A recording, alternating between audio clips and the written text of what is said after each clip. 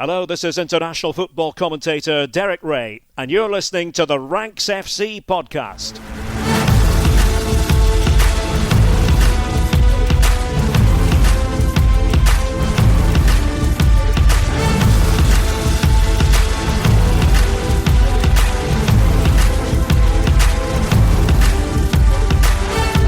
Hello Ranks Squad and welcome to Champions League Takeaway here on Ranks FC. My name is Jack Collins and I will be your host today. And yesterday, obviously, I was incredibly sad. I'm still incredibly disappointed with the events of Tuesday night. But I am also happy today because I'm delighted to say that I'm joined once again on the microphones by the transfer guru back in his spiritual home of San Diego. It's Mr. Dean Jones. How you doing, mate? Hello, mate. Yeah, let's get this thing going again. Let's get the show up and running. I'm back. Thanks for taking care of things. Thanks to Sam last week for jumping into my shoes. Thanks to all the Rank Squad that have been messaging me in the meantime. But yeah, I'm back. The show is back on the road and the Champions League has been my reintroduction to football. I basically didn't really watch that much football over the past week while I was in England. I watched bits and pieces. But yeah, since landing back in America, I've watched 2 games today.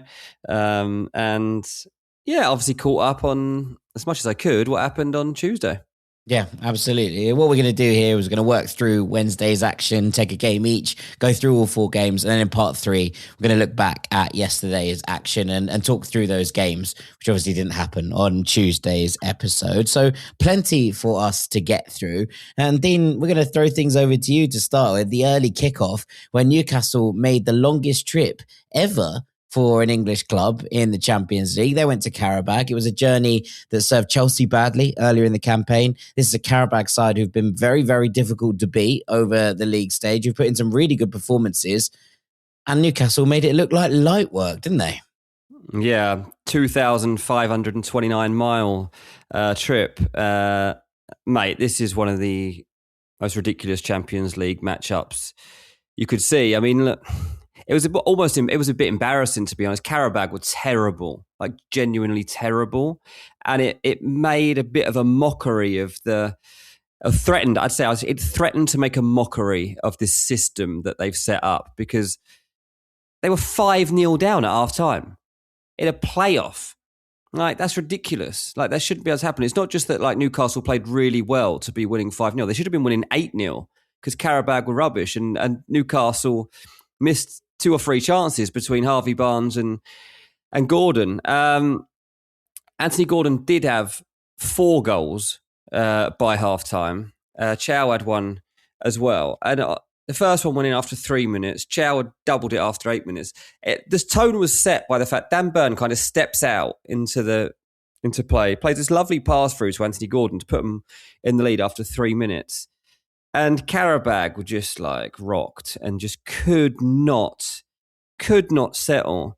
Anthony Gordon played, he was very sharp. Honestly, if his finishing was sharper, he would have had more goals. But it was kind of embarrassing because there was such a difference between the 2 sides. And, you know, you're not talking about a Newcastle team that have been on top of their game. They're mid-table in the Premier League at the moment. They have been on a run of form that's hit and miss. They lose a few in a row, then they win a few in a row, and they draw a couple, and they lose a few again. They've been in a strange form, but yeah, they made light work of Qarabag. I have to say, mate, the 4th Newcastle goal, this is the worst Champions League goal I've ever seen in terms of the way it's conceded. Like, I said that I literally was shouting at the TV. I was like, that is the worst goal I've ever seen. And Reese was shouting at me, why is it a bad goal? You can't have a bad goal. He's only 5. He said, right. Do you mean it's the worst giveaway? A 5-year-old's correcting me.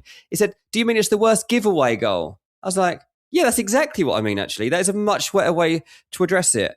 Newcastle had just gone 3-0 up. Gordon had scored from the penalty spot. They get the ball back onto the kickoff. Right, you've got to resettle yourselves. You can't go in into the break more than 3-0 down. You're in the 32nd minute. They play the ball back to the centre-back. He plays into midfield. And then as he goes to lay the ball back off, I can't remember who it was. It's so loose, the ball, and Newcastle pounce on it. It was genuinely like the sort of stuff you get at under 10s when you're like got one team who's like top of the league and one team where like half the kids are all right and half the kids have never played before.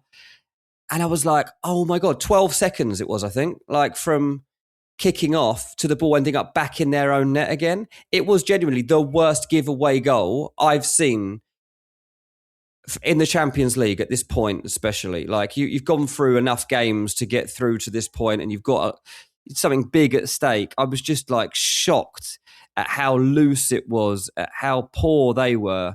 And Newcastle and Anthony Gordon had a great time. There's also this incident, obviously, when Gordon's already got a hat-trick and then they get another penalty on the verge of half-time. And Kieran Trippier has a word in Anthony Gordon's ear. And, well, there's kind of been subsequent interviews whereby Trips says that maybe he wanted to have a go. He was like, I don't know, I wanted to take it. Loads of people wanted to take that penalty. You already had a hat-trick. I think they probably wanted Voltemada to take it to give him a bit of confidence. Voltemada, didn't play as the number 9. He played as more of a 10, which to be fair is what he's actually signed for. We all think of him because of his size and stuff as the number 9. But when Newcastle signed him, it was kind of to be a 10. Anyway, Gordon had none of it. He was like, no. I'm the penalty taker. I'm a main attacker in this team. I'm getting another goal notched up here. I'm not letting anyone else take it. And it looked for a moment like they were bickering. Trippier just kind of walked away, left it there. But they had an interview after. And Gordon was like, it's just the way it is. Like, I'm kind of holding my ground on this one. And fair play to him. Dispatched the pen. They're 5-0 up at half-time. They'll probably just be disappointed that they actually ended up conceding a goal before Jacob Murphy could make it 6-1 about halfway through the second half. But there's absolutely no point playing the second game. Qarabag are going to lose this tie by at least 10, which is ridiculous. But for Newcastle, perfect. Absolutely perfect. This is what they needed. They needed a pick-me-up. They needed to start gaining some consistency in their season. And now you look across, what they've had recently, and they've had a win over Tottenham in the league. They've had a win over Aston Villa in the FA Cup. And now they've had a massive win over Qarabag in the Champions League. And they'll be like, all right, come then, bring on Man City. We can go into that one now with a bit of confidence. Yeah, they will be going into that game feeling themselves a little bit. Look, Anthony Gordon has obviously got his eyes on Kylian Mbappe's record as top goal scorer in the competition at this point. He's clearly looked at that and gone, you know what, he's on 13. I'll get myself up to 10 today. And I've got Qarabag at home to come. What have you got, Kylian? So it's going to be an interesting one to see, that battle for the top scorer spot. What I do find interesting though, Dean, is that I watched Qarabag less than a month ago, right, against Eintracht Frankfurt. And it was a good game. It was an end-to-end game. And they did show some defensive deficiencies. Fine, no bother. But that was a team that went 2-1 down in the 78th minute and found 2 goals out of nowhere to actually go and effectively qualify for the knockout stages. It was a team with so much heart, so much spirit. And look, they've had bad results. They were hammered by Liverpool a couple of weeks after that. We know that they've not been brilliant. But the physical mismatch here, from a defensive perspective, was wild. Like the fact that the Newcastle were just cutting through them like a hot knife through butter. It was really, really almost dark watching it at times in that first half, because you get back to the moment and you're thinking, this is a team who've really shown such good character this season, who have been able to put up a fight, who were good in the Europa League last year. And look, I think a lot of people underestimated them at the start of this Champions League campaign. We've come not to do that towards the back end of it, because we've kind of understood that this is a team that has been together for a long time, as a manager who's been in his role a long time. And then they put in a performance like this on arguably the biggest stage they've been on. And all of that narrative that they've worked so hard to kind of build up is just undone in the slice of one evening. Yeah, exactly. And it doesn't help you, does it? Right, rebuild that, trying to give everyone a chance and not write teams like this off as you go into them, as the older pundits obviously are known to do. Like, this will be 5 or 6-0. And they're getting to that point where they're right, because Liverpool have done them 6-0. Newcastle have done them 6-1. We could be looking at another 6-1, 6-0 the next time that they play at St James's Park, depending on what sort of lineup Newcastle go for. But you imagine they'll use it again as a confidence booster, particularly for the first half of that game. The right back was terrible for Qarabag, Mateus Silva. Medina in the middle didn't cover himself in glory either by any stretch of the imagination. Which is a really poor... I mean, I don't watch that much. I've watched probably 2 or 3 maybe Qarabag games this season, and this is definitely the worst they've been. But again, Newcastle had to make the most of the situation, and they absolutely did that. Gordon, I mean, I guess you'd call it a 10 out of 10 performance. What more could he have done? I mean, he's actually, I say what more could he have done? He genuinely could have scored more. I'm going to give him a 9 because he genuinely could have scored more goals. And if you were to be really harsh on yourself in his position, you'd think, no, actually, there was 2 other chances I could have taken there. But at the time of the game, I was like, this really threatens the competition in terms of like believing that every game is competitive. So actually, I was grateful for what was to come later on in the evening, in terms of the fact that the teams who were less fancied did manage to pull off better performances and better results. Yeah, which we'll get onto in just a second. A reminder, though, that PSG beat Brest 10-1 on aggregate last season in this knockout stage, and I don't think that necessarily spoke to it in the same way. So it is worth bearing that in mind. But let's come on to Club Brugge 3, Atletico Madrid 3. I think the game of the evening, it was just a feast in so many ways from a footballing perspective. And look, after yesterday, I was really a bit like I'm really just down in the dumps with football. And then I watched this Club Brugge team, this young, spirited Club Brugge side, fight their way back against this Atletico Madrid, not once, but twice over the course of this 90 minutes. And you're like, okay, this is it. This is what we do it for. These are the storylines that I love so much. And look, you never know which Atleti are going to turn up these days, right? But it did sort of feel like this was sort of a bizarre happy medium. And I know that sounds like a ridiculous thing to say after a 3-3 draw with Club Brugge, but happy medium between the team that battered Barcelona last week in the Copa del Rey and the one that rolled over to Rayo at the weekend in what was just completely and utterly a listless performance. You wouldn't call this Atleti performance listless. I think this result is more to do with how good Club Brugge were in the second half than any sort of major failings on Atleti's part, although there were mistakes. And it was a slightly strange game, right? Atleti given an early chance to take the lead from the spot after Joaquin Seis handled the ball. It was unintentional. It was a penalty in the area. And it's a brilliant penalty from Julian Alvarez, who leaves Simon Mignolet rooted to the spot, hammers it into the bottom corner. No sign of nerves at all from him, despite a little bit of a tricky spell that he's going through in front of goal. And then Club Brugge kind of worked themselves back into it. They forced Oblak into a few saves, first from Rafael Onyedika, then Tresoldi as well. Onyedika's first one was a bit weak after some really nice work from Diakon down on the left-hand side. He's had a really good campaign, Diakon. But the second, about 40 minutes in from further out, really needed saving. Great strike. Oblak diving low to his right to tip it round the post. And Atleti kind of re-established a bit of dominance towards the end of the half, but it had felt like it was relatively even Stevens over the course of the 45 minutes as a whole. But a good block from Saba denies a second goal. Some slick interplay forces a corner. And from that corner, they double their lead on the stroke of halftime, 4 minutes into injury time. Brilliant delivery from Julian Alvarez, flicked on by Griezmann at the near post. And there was Ademola Lookman to force the ball home on the goal line pretty much to give them what felt like a bit of comfort. And at half-time, you're thinking, that feels harsh on Brugge. But really, Atleti could kill this tie in the second half. And it could have been that, right? But they made it a real contest really quickly in the second half. They get a goal back from a set piece. It felt right that it was Onyedika.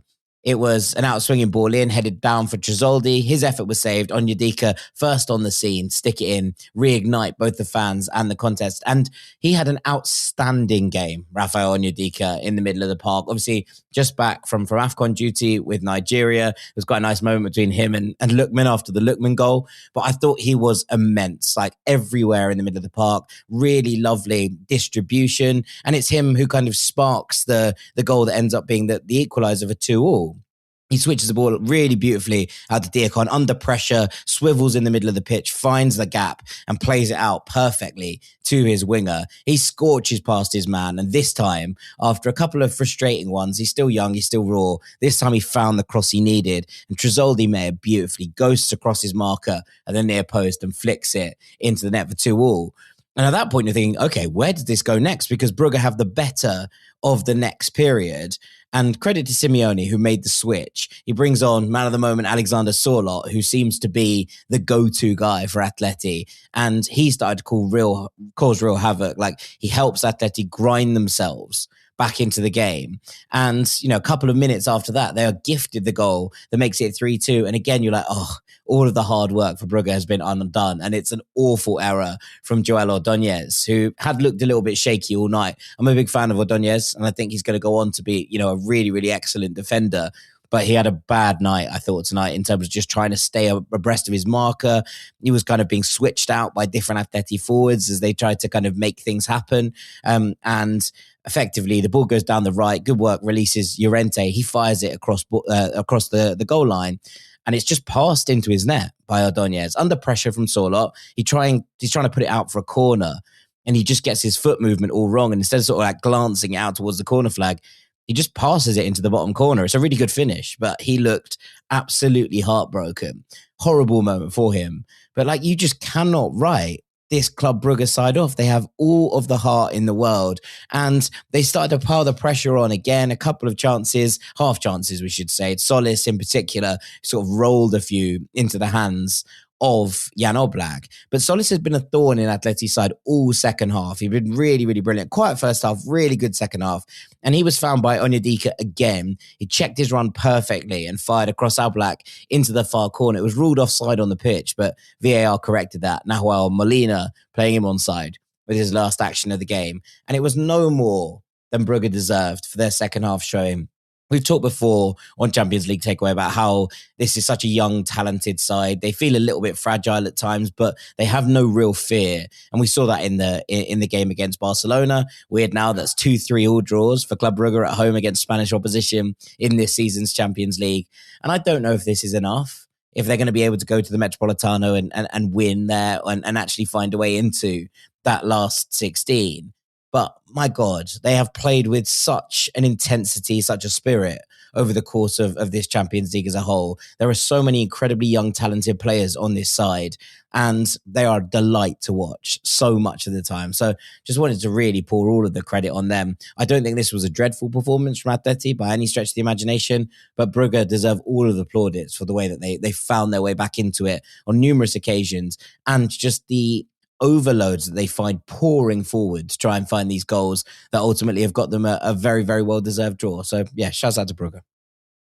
Yeah, I mean, it's a really good result. I mean, you look at that one early on and you see that as soon as Atleti go 2-0 up, actually the game I was watching at the time, they flipped over to the Club Brugge Atleti game, and Lookman had just scored, and as everyone's coming off the pitch, there was like a sense of, okay, well, that'll be it. Like, that will be enough to make sure that this game continues to head Atleti's way. And if they come out of here with any sort of advantage, then they're done. They're gonna make it through. But a quick turnaround gets that game back onto level terms. But fair play to Brugge, because when you see the Ordonez goal and the own goal, again, I'm like, that's got to be deflating. And you're just watching it from, that one just flashed up on my phone, like Ordonez own goal. I was like, 79 minutes. And they just got themselves back into the game. And like, that is such a hammer blow. And I hadn't actually seen it again. And then you text me and you were vibing. And I was like, whoa. Solis as well. Obviously, like, Crystal Solis is somebody that is like tipped for massive things. I would expect him to make a big transfer at the end of the season. Tottenham have been keeping a close eye on Solis. Very, very talented player. So for him as well to get the goal, and that's massive. Is it enough? I have obviously great doubts about whether Club Brugge can go. I don't know, but like also, but I don't write it off. What Atleti is going to turn up? Yeah. Exactly. So like, this isn't, they've really like given themselves belief here twice to come back in this game. that shouldn't really be allowed against a Simeone team of this much quality. So I find it very interesting, actually, and that will be one of the best games to watch when these come back around. Yeah, 100%. And they will absolutely go into that game with no fear. And I think it makes for a very, very exciting second leg. There'll be such an expectation on Atleti to deliver in front of those home fans. But I tell you, someone is going to pick up Rafael Onyedika, 24 years old now, has played about 150 odd games for Club Brugge at this point. He's such a talented footballer and he does a bit of everything. He tidies up the ball really well in midfield. He gets around the pitch. He has a great kind of eye for a pass. And I really enjoy watching him. Wolfsburg were very close to signing him in the January transfer window. It fell through at the last minute, but I would be very surprised if there aren't Premier League clubs keeping an eye on that one in the summer. So yeah, keep an eye out, but a lovely player to watch. Very silky when he's on the ball, but can get around and destroy as well when he's off it. Mate, look. Fulham love signing a Nigerian player. Like we've got the connections, we've got the lads who could maybe tempt him to come to West London. I'd love to see another addition. So Onyedika come to Fulham, yes, please. Yes, Marco Silva's Super Eagles continue to grow. That's where we're at. Right, we're going to take a little break there. When we come back on the other side, we're going to be talking about Inter's trip to Bodø Glimt and also the game between Olympiacos and Leverkusen in Greece. Make sure you stick with us here on Ranks FC. Welcome back to Champions League Takeaway here on Ranks FC. Jack Collins and Dean Jones alongside you. And we're going to look at the other two games that took place on Wednesday, starting in the Arctic Circle. And Dean, what about this Bodø Glimt team? A couple of weeks ago, they looked down and out of the competition. Since then, they have beaten Manchester City 3-1. They went to the Wanda Metropolitano and beat Atletico Madrid 2-1 to get themselves a spot in the knockout rounds. And now they've taken last year's finalists to their home ground and they've gone and beaten them 3-1. Bodø Glimt 3, Inter 1, a scoreline that very few people saw coming. I think it's been a terrible week, and we'll get onto it for Serie A teams in the Champions League. But Bodø Glimt continue to impress, considering they're not really playing any other games because the league hasn't started yet. Yeah, like they haven't played domestic games, like competitive games, since the end of November, right? So they've had to go all in, and they've played some friendlies along the way, but only a few. And you know, they were down and out. They were eliminated pretty much. You know, nobody really gave them a chance. They drew 2-2 with Borussia Dortmund, as you say. Then they beat Man City against the odds. They beat Atleti. And then they've beaten Inter Milan. Like, they deserve a special achievement award. Like, no matter what happens from here, they've been so good. No easy trips to the Arctic Circle and all that. Only 8,000 people there. You got the people watching out the windows from their apartments as this quirky little ground. But oh my God, that is a difficult place to go. And not just because it's -3 degrees, but because this is a proper football team.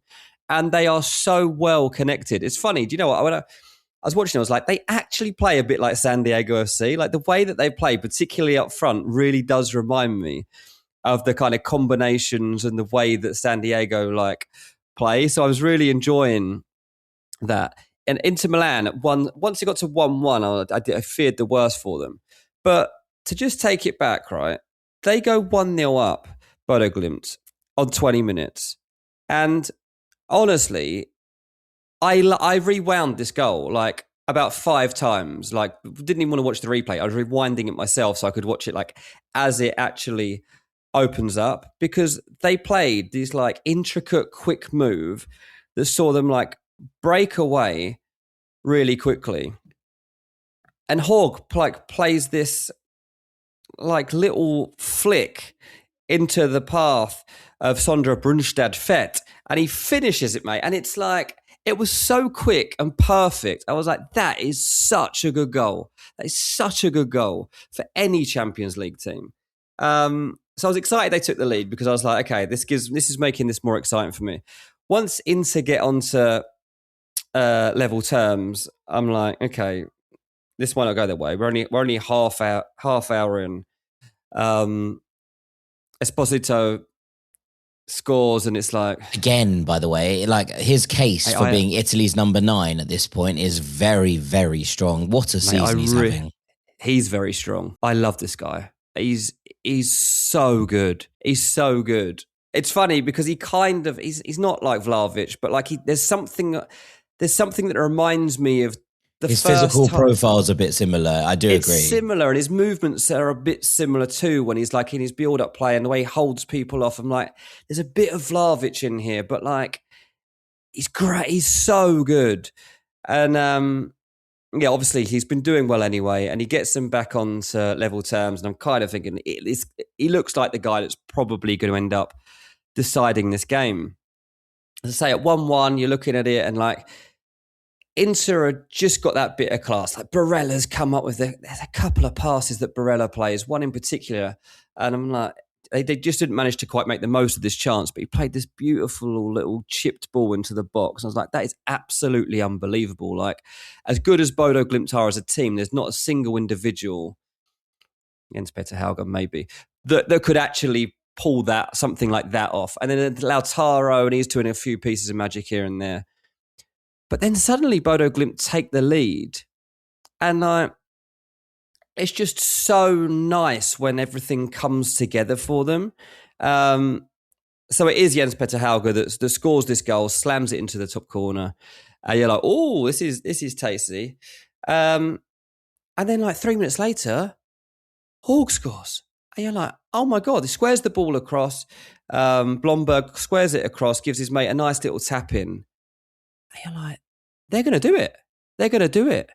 By that stage, Thuram had come on for Lautaro, like literally seconds actually before. He came on at 1-1. Seconds later, Bodø Glimt actually took the lead. But then there was no real sign for me of Inter actually making the comeback. Like, they started to take control back again, and over the course of the game, they probably will feel that they were in control of a lot of it. But you're not actually in control against Bodø Glimt because they are so well drilled. They believe in their patterns so well. I mean, I guess between each Champions League game, they're just training and working on these routines and working on these game plans for one specific opponent. Maybe it's helpful. I don't know. Maybe. And now they've got a second leg to go at Inter. They've Inter Milan, mate. Like, this is the dominant team in Italy right now. They're clear. And Bodø Glimt have just beaten them 3-1. They're like, right, we've got a 2-goal cushion going to the second leg. If we get a goal, we'll probably win. And so, really, really impressed with this team. Not just the fact that they stayed alive to get this far, but by the fact of the opposition that they've overcome. Inter, Atleti, Man City in the last 3 games, beating all of those 3. Unbelievable stuff. Brilliant team. Yeah, I mean, it's just an incredible story, right? This is a team that have been relegated from the Norwegian top flight in this century. And, you know, we kind of first came to know them properly, I suppose, you know, in that Europa League run where they ended up losing to Milan in the qualifying round, and they put in a really good performance. And suddenly you started to watch them and thinking, okay, and there was that time in the Conference League, they absolutely hammer Celtic, they beat Roma 6-1, and people are like, right, who are this team? And since then, the growth, right? Like, they end up in the Europa League the year after that. They end up being knocked out in the group stage in third place, and they have a terrible time in the Conference League. They go back to the Conference League the year afterwards, and they end up having this brilliant game against Ajax where they lose in extra time. They come back, they come close to the Champions League again last season. They end up making that run all the way to the semi-finals of the Europa League. The growth that you see in this team, right? And Kjetil Knutsen has done such a brilliant job. There is this kind of unwritten rule in football that you don't buy players from Bodø Glimt because they just don't work outside of this system. He's like kind of like a player whisperer in so many ways. It's a bit like Gasperini at Atalanta. No one seems to do quite as well from like attacking numbers they do when they leave a Gasperini system, or at least they did when he was at Atalanta. It feels similar with Knutsen, but the buy-in that his players have into everything he's doing and the growth of this side into, you know, a genuine force in European football. And look, this isn't me saying that Bodø Glimt are going to go and win the Champions League, right? Like, it's not what I'm getting at. But the fact that they are in these conversations, the fact that they have just taken last year's finalists and beaten them 3-1 on their own patch, and yes, it's difficult conditions. They are currently 33rd, Dean, in the UEFA club ranking. This is a team that, you know, have spent time outside of the Norwegian top flight. in this century, in the last 25 years. And we're talking about them just comfortably in the last 3 games they've played, beating Man City, Atletico Madrid and Inter Milan. This shouldn't be taken for granted. It is an absolutely incredible story, one that really does kind of defy all the logic and the fact that there is so much money in the game. We're going to have 6 Premier League teams probably in the knockout stages in the last 16 of the Champions League. And yet we get to this point and we're talking about these stories, this young Club Brugge side, this incredible Bodø Glimt team. These are the stories that make it all so much more worthwhile. Yeah, absolutely. Like, it really is. And like, this is an example, like, as I say, like, watch that first game, Qarabag get absolutely battered. So I'm like, oh God, my next game I'm watching is Bodø Glimt against Inter Milan. I'm just going to see the same thing. And just so relieved that I didn't see that, because it kind of kills that perception very quickly, like literally within like an hour or so. So yeah, and I think, for UEFA, I think it's a good thing as well that this managed to be not just competitive, but pushes a tie into the second leg, and it's such a high profile one as well. You've got one of the best teams in Europe really having to go for it now at home. Yeah, 100%. And as you say, if Bodø Glimt get the opener in that game, boy, it could be on. It could be on. Right, let's go to the final game that happened tonight, which took place in Piraeus. Olympiacos 0, Leverkusen 2. And you know what? This was the game I was perhaps looking forward to most tonight, right? And actually that scoreline isn't the most inspiring in the world, but it was a really, really excellent game of football, I thought. Chances at both ends throughout the first half. Leverkusen probably had the better of it. A couple of big chances falling to Ernest Poku, who was really imaginative, but a little bit profligate in front of goal, fired wide a couple of times when he really did have the goal at his mercy, and a one-on-one that he should have done better with as well. The best chance for Leverkusen was probably for Ibrahim Matza. Good move, which ended with a cross. Schick heads it down. Matza meets it on the volley. You're looking at it thinking, there is no way this doesn't hit the back of the net. But an absolutely unbelievable save from Solakis, who tips it onto the bar with the goalkeeper. He has no right to make this save. Really, really brilliant. Olympiacos had a few openings. Taremi fired wide. Gelson Martins, who had a really good game, by the way, and is kind of quietly having an excellent tournament, I think, in the Champions League. Curls a beauty from distance, which is clawed over. But Olympiacos were very open and Leverkusen were finding the gaps. But just as sort of Leverkusen were finding their groove, there was a lengthy stoppage. 2 Olympiacos players clashed heads, needed treatment, and it really did seem to stall Leverkusen. And from that, Olympiacos kind of think they've taken the lead just before the break. Silly free kick given away by Alex Garcia, who I love, but this was completely unnecessary. And Rodinei's delivery glanced in by El Kaabi. Frustratingly, from an Olympiacos perspective, Taremi was offside and the ball flicks off him on the way into the back of the net. And you're like, oh no, that's just one where it's just hit you sort of like accidentally. It's brushed him, but he is offside and he definitely does touch the ball. And it's like, oh, okay, there's nothing you can do about that. It's just incredibly unfortunate. But after the break, Olympiacos kept their foot on the pedal. They should have taken the lead from another set piece. They were causing problems from these all night long. Another stunning delivery from Rodinei. But a free header at the back stick somehow headed over the bar.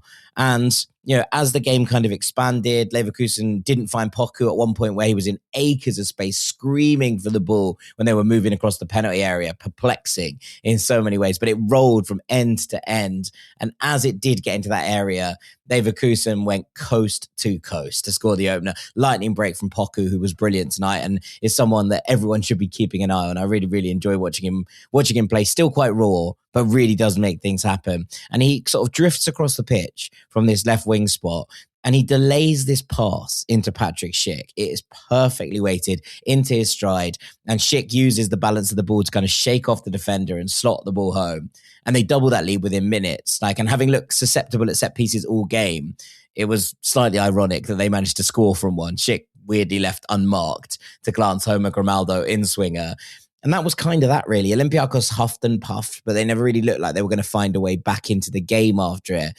And Leverkusen will be and should be absolutely delighted with that result. Olympiacos is never a particularly easy place to go. Mendilibar is a manager who will sit in and try and catch you on the break, although he went quite attacking with his lineup tonight. And I think that having a lead to bring back there will just allay any real fears that they weren't going to make it to that last 16. The winner of this game meets either Bayern or Arsenal in the last 16. So it's going to be interesting to see which way that shakes out. We're going to get a Leverkusen versus Bayern rematch from last season. But they should be really pleased with this. I thought Leverkusen looked good tonight. The game did suit them in terms of Olympiacos kind of opened up and left spaces for them to exploit, but it's one of the better performances we've seen in recent weeks from Kasper Hjulmann's Leverkusen. So I think they should be pretty damn pleased with their work in Piraeus tonight. Yeah, I mean, their last defeat was to Olympiacos. So Bayer Leverkusen actually on a good run of form at the moment. That's 7 games now without defeat, and most of them are wins. But Olympiacos will be just casting their minds back a little while and thinking, hang on, it's only not that long ago that we managed to beat them. So there's a possibility going into the second game. Not done and dusted. Olympiacos will not lie down, but that's a very, very good lead. But Leverkusen, that's it's a good lead, and it's a good piece of hanging fruit, isn't it? Knowing what awaits them if they make it through, because that'd be a massive tie. Yeah, 100%. Right, we'll take a little break there. When we come back, we're going to be talking about the 4 games that happened on Tuesday, where the football was overshadowed, but there were still some very interesting storylines. Stick with us here on Champions League Takeaway. Welcome back to part 3 of Champions League Takeaway here on Ranks FC. It's Jack Collins and Dean Jones, and we're going to work through Tuesday's action. We'll start at the Estadio de Luz, where Benfica were beaten 1-0 by Real Madrid. Dean, obviously, my thoughts on what happened in Lisbon have been documented. They went out on yesterday's podcast, and I don't really want to put myself through that again, if I'm honest. But just, I wanted to give you the space to open up if you have any thoughts on it as well. Yeah, I was on a plane while it was happening, so I hadn't actually seen anything. So I saw reaction to it before I'd actually seen it. So I didn't really know what was being addressed. And so I was reading stuff as I was going through San Diego Airport, basically, trying to kind of piece together what was going on, grabbing a couple of early pieces of footage of the incident. But most of the footage was just of the arguments and stuff, and wasn't of the celebration, if you like. And I was thinking, I'd seen the quotes, and I'm seeing a few people say, well, if you celebrate, you shouldn't celebrate like that. A few people, I think it was Mark Clattenburg, someone, just run back. Why he should has apologized for that back today, by the way, Mark Clattenburg. Has he? Good, because that was the most ridiculous one I read, I think. Anyway, so I wanted to see what this outrageous celebration was. I was like, okay, the goal is an absolute belter. Like, what a strike. Like, perfect. The way he bends that into the top corner is so nice. And then he dances at the corner flag. And looks at the fans. Like, I've seen it 1 million times. Without exaggeration, seen it 1 million times. He's a Brazilian footballer. What do you think he's going to do? He just scored a massive goal. Anyway, so that annoyed me. Mourinho annoyed me. I feel really sorry for Vinny. Obviously, I don't know what to say about Benfica. I mean, I hated the fact that Vinny then got booed all the way afterwards. I'm delighted that Real Madrid did at least get the win. It actually makes me want Vinny to win the Champions League and the World Cup. Genuinely, I was like, do you know what? I hope he wins the World Cup, this bloke. I want him to have a massive year now. And I just wish the best for this guy, because someone said today, I saw a tweet, it's the 20 incidents of Vinicius Jr. It's 20 incidents. This poor bloke, how and why is he having to deal with this all the time? Just because he's a brilliant footballer who gets, I can't even address it in that sense, because it's just so frustrating. We don't need to go over and over and over it, because it's being everywhere. But yeah, I was glad he decided the game. I hope Real Madrid beat Benfica. I'm never giving Jose Mourinho the benefit of the doubt again. I'm fed up of the fact that Mourinho occasionally manages to bring out this nostalgia in us that makes us think of the old Mourinho and think, actually, this is it, right? There's an element of this. He's not a nice guy. He's not a nice guy. I don't like him. I just think the Mourinho of 10 years ago deals with this completely differently. I just do. I fundamentally believe that the amount of the defensiveness with it all, I don't think that comes out. So poor from him. It's so poor. I also think that, and it's something I didn't say yesterday, but I think it's worth pointing out that if anyone doesn't have the right to castigate someone for celebrating excessively in front of opposition fans, it's probably Jose Mourinho. Exactly, mate. And I wish someone, I don't know, I didn't see the press conference, but I saw his quotes about that. There was an interview with Gabriel Clark, and to be fair, and he also did one with Balaguer, I think, on CBS, but I haven't seen that. Did they go back at him with that? Because that should be your first question back. No, but also that's a difficult you've got to be like, hang on, like if in that moment, if you can remember it quick enough, obviously in the situation, you've got to be like, hang on, you literally made a name for yourself by celebrating a goal like that in the Champions League. Like, literally antagonize people and raw, and it was what made you. And you're now saying that he doesn't have the right to do that. What are you talking about? Yeah, that's wild. It's wild, anyway. It's as I say, I covered, I think, what I wanted to say about the entire situation yesterday. I did want to just point out there's a couple of bits from this game that I thought were really interesting. Obviously, Benfica started pretty well, and Real Madrid grew into it.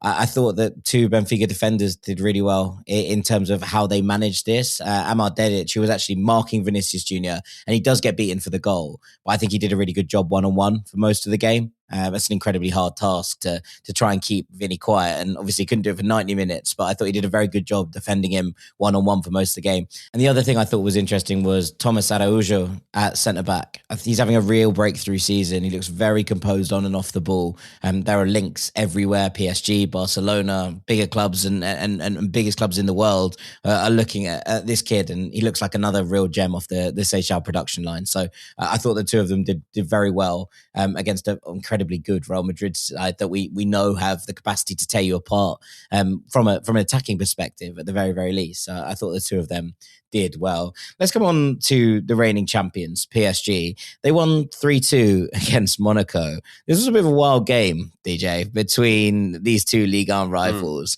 And it's a strange one because the scoreline both does and doesn't tell the story of this game. Monaco race into a 2-0 lead, both scored by Flo Balogun, with PSG defending all at sea. Very odd to me, given that this was the back four from last year. So Nuno Mendes at left back, William Pacho, Marquinhos, and then Achraf Hakimi. Safanov's in goal. And we know that, Chevalier hasn't been, the best in the world since replacing Donnarumma, and that is something, but it wasn't the goalkeeper positioning that was an issue for these two goals. First off, there's two players queuing up unmarked to head home across within the first sort of 60 seconds, which ends up being the first goal for Balogun. And the second goal, one centre-back steps up, the other drops off, and Balogun races through to start at home one-on-one. Bizarre seeing this in real time, like complete disarray, 6s and 7s from a back line that was so brilliant last year. And I know that there have been elements of this with Hakimi out injured and then AFCON, etc., but this is a back four that knew each other like the back of their hand last season. And for them to be making errors like this is very, very strange. Vitinha then misses a penalty. Brilliant save from Philip Kern in the Monaco net. He was wonderful all night. And actually, at the end of this one, he's the reason that Monaco are actually still in this tie. Thought he made some absolutely brilliant saves. Wout Faes cutting down Kvaratskhelia. He started really well and then did a silly, which is why he hasn't gone on to be the defender that people were expecting him to be when he kind of came into the Premier League the first time. Then Dembele goes off, the current Ballon d'Or winner, potential muscle injury again, and Desire Doué comes on and the game completely changes. He scores, he sets up the equaliser, he scores again after half-time to flip the game on its head. The Golovin red card, two red cards in 2 games for Alexander Golovin, which is wild in so many ways. He got sent off in the game against Nantes in Liga, and then he came back in for this one and got sent off again. So that really ruined it as a contest at 2-2. He's had like 8 red cards in his career, Golovin. He's a number 10. You'd be looking at that as a centre-back and thinking that's too many. You're a number 10. What are you doing, you madman? So there's that to consider as well. But from that moment on, PSG kind of piling the pressure on, and Monaco a little bit lucky to come out of it with just a 3-2 loss. Now, they've got a terrible record in Paris, so I can't imagine that they're going to be able to turn this one around. But equally, this PSG still feel weirdly shaky. We obviously saw them lose to Rennes in the league. They just don't feel like they're going through the gears in the way that they did last year. And I'm just a little bit wary that they just don't feel as complete a team. And there is problems and cracks starting to appear in the surface. That said, they still do dominate the stats in this one. They still do dominate the game in terms of the way that it plays out. I just feel they feel far more frail than they have done in the last 12 months.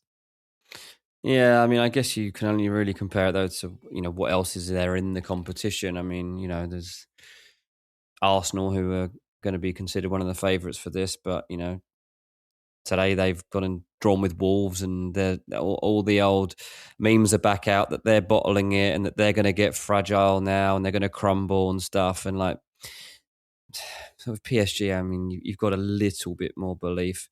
For Monaco, it's just frustrating from their perspective that they've taken command of a game like that and not even come out with anything. Like, they're still up against it, like, completely. So a bad day, I'd say, for Monaco, and actually kind of a remarkable one for PSG.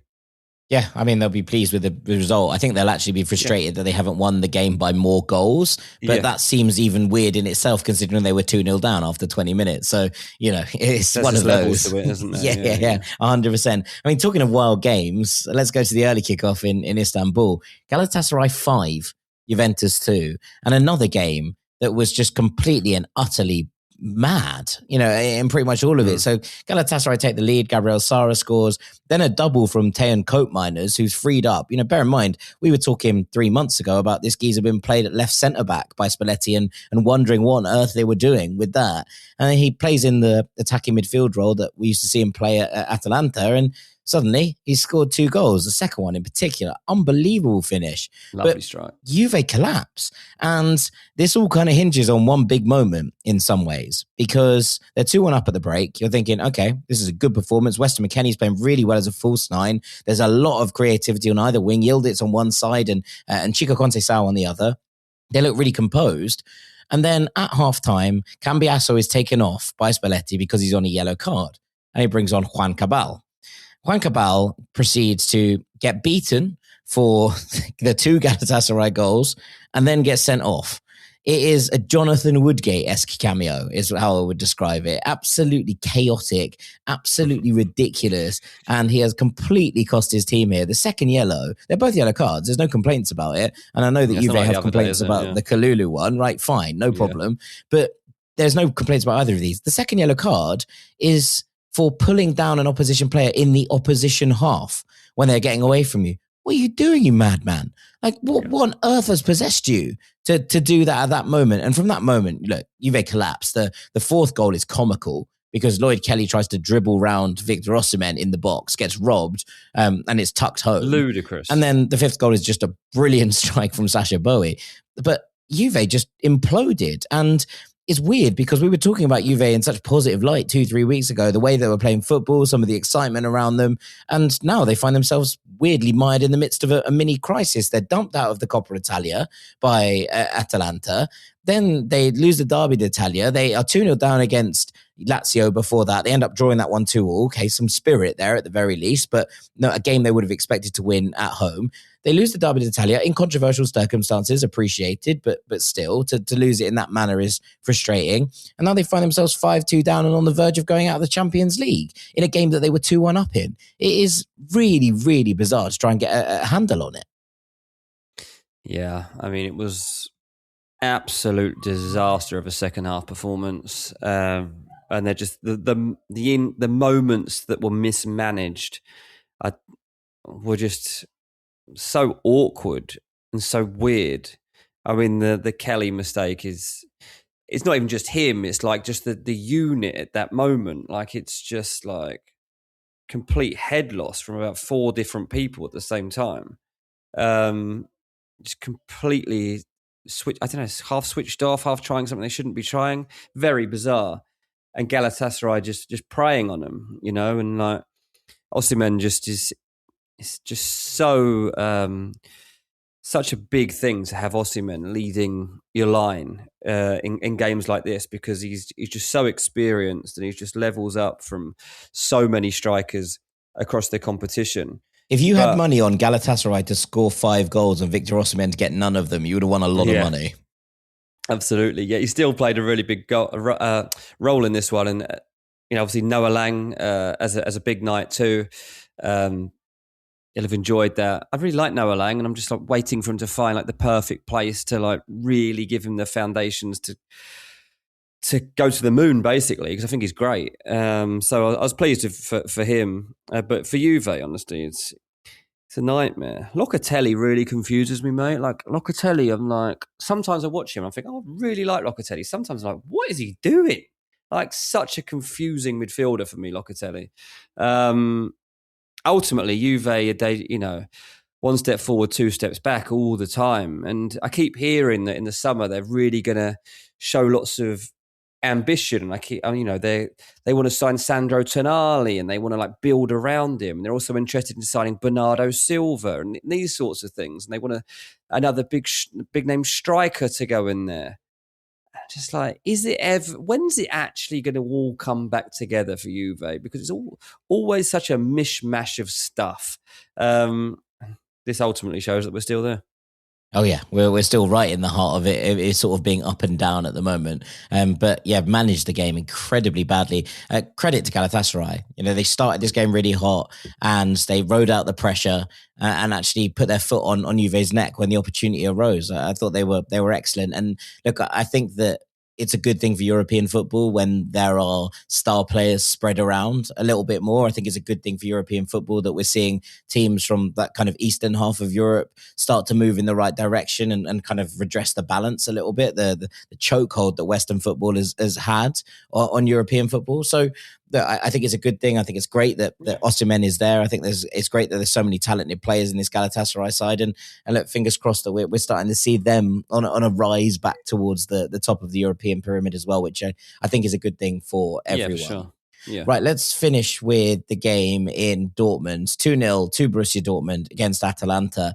And perhaps Borussia Dortmund's most complete performance in a little while. They're having a good spell, Borussia Dortmund. They've climbed and kind of sewn up second spot in the Bundesliga. They're still 6 points or so behind Bayern, and I don't think they're going to necessarily close that gap. But a really good night for Niko Kovac. They dispatched an Atalanta side who are in relatively good nick right now, who have found a bit more of a groove under Palladino than they ever did towards the back end, the first half of the season. And it does feel like they're moving back towards a team that can and will hurt teams. I think that what I thought about this tie beforehand was that both teams will probably win at home, but I still think the Borussia Dortmund now have a pretty huge edge. Consider that they played Reggiani, who the youngster right centre-back in this one, with Stotterbeck absent. The fact that they kept a clean sheet. This was a really impressive performance, I thought, from Joe Bellingham and Felix Nemetcha in the middle of the park. Looks more and more like a very special player every single time I watch him. Girassi was brilliant leading the line. He obviously gets the first goal and makes the second goal, but he's had a bit of a weird spell, and it feels like his verve, his mojo is coming back a little bit at the moment. The way he dominates in the air for the first goal is massive, and the very, very clever ball across from Maxi Bayer to score the second is good as well. It just feels to me that this Borussia Dortmund side is starting to find themselves. They know what they want to be at the moment. They know how they want to get there, and they're finding repeatable patterns, should we say, to get the ball into dangerous areas. Julian Ryerson gets the assist for the first goal. He's now, I think, got assists in 5 games in a row. And also, he's got 5 assists in the last 2 games because he got 4 against Mainz on Friday. So he's starting to really, really shine on that right-hand side. I just think that Borussia Dortmund are maybe being slept on a little bit as a genuinely very good side that know how to deal with this competition. We've seen them go deep in it in recent seasons. And they just feel like they're coming into their own at the right kind of time, Dortmund, I think. Yeah, I didn't see this game, but absolutely agree with you in terms of the form that they've been showing recently. It's promising. Big game for them, obviously, at the week. In fact, they've got some really big games coming up generally because they've got Leipzig coming up next. Then they've got the second leg of this, and then they've got Bayern Munich. So, this is a really big 3 games coming for Borussia Dortmund, but this is a strong position for them to be in terms of progressing in the Champions League. They're second in the Bundesliga at the moment, 6 points off of Bayern. So, domestically, that's going to be huge in terms of having the opportunity to try to close that gap. So a massive time for them. And we'll always have our doubts about whether they can string together 3 big results across a short period of time. But the signs are there for them at the moment. They've just got 4 wins on the spin. Yeah, they feel very settled, Borussia Dortmund, at the moment. And that's not always the case at the club. But Kovac seems to have wrestled things back from maybe not the brink, but a little bit more of a volatile team earlier in the season to find something that he's pretty comfortable with. And the fans are happy with watching, which is usually a good sign, I think. And with that, I think we're probably going to call this to a close. So all that's left for me to do is say a massive thank you and a welcome back to Mr. Dean Jones. Thanks, mate. And we'll be back on the Patreon tomorrow for another chat because we've got the MLS starting up again this weekend. So we'll probably dive into some of that as well as looking at the Premier League and all the rest of the stuff coming up. So if you are not on the Patreon, please do come over because I think we have a really fun chat as we get things ramped up again on Ranks FC. Absolutely, 100%. I've been Jack Collins. This has been Champions League Takeaway. Thank you so much for listening as ever. We really do appreciate you, Rank Squad, and we'll see you all very, very shortly. Take it easy. Peace.